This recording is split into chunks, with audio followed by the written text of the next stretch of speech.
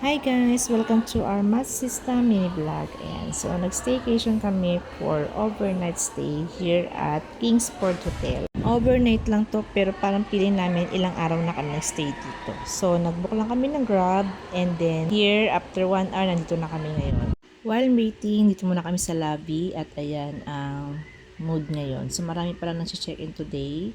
And yun, pumunta na rin kami sa aming room. This is room 9. And, tada!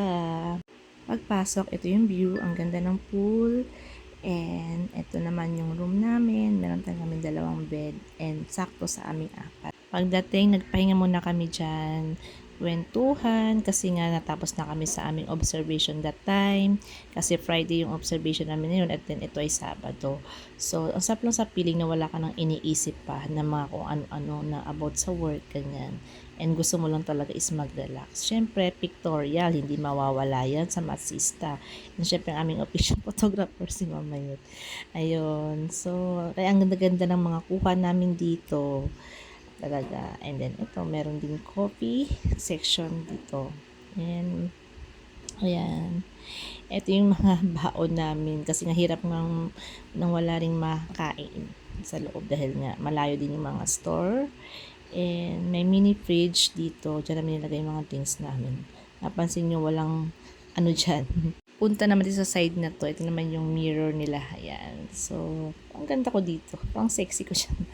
And ito yung bathroom. Ayan. Medyo maliit lang siya pero okay naman na. Ayan. So, ayan. Malinis. Cozy. And, ayan. Pwede ka mag-pamper dyan. At same time, meron din niyang ano na, yun, nagmamaganda si Inday. Ayan. Okay, so meron na rin siyang hot and cold. Ayan. So, malinis siya at ang mabango. May shampoo, body wash, conditioner na rin siya kahit hindi ka na magdala. Ayan. So, ayan siya. So nice. And, yan. Oh, gandara. And free slippers and toothbrush and toothpaste. Ayan. So, kinain na namin yung baon namin. Ayan. While nagchichika na about sa mga kaganapan, ganyan. Yun, life update.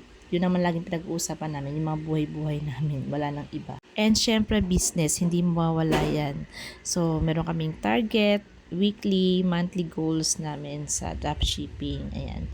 And syempre, share ko rin sa inyo itong pinaka newest product na nag-trending sa TikTok, which is yung Kabog bleaching soap. Ayan. So, nung ginamit ko siya, sobrang lambot niya sa face. At isa pa, bukod doon, sobrang bango. Hindi mo alam kung ano ba siya. Pabango ba talaga siya o sabon siya. Ayan. So, ang lambot niya sa mukha. So, tintinay din natin. At syempre, outfit check. Yan, nalabas kasi kami ngayon kasi pupunta kami ng Okada. And then, yung next video dyan ng Okada, i-upload ko na lang kasi sobrang haba na nito. Ayan.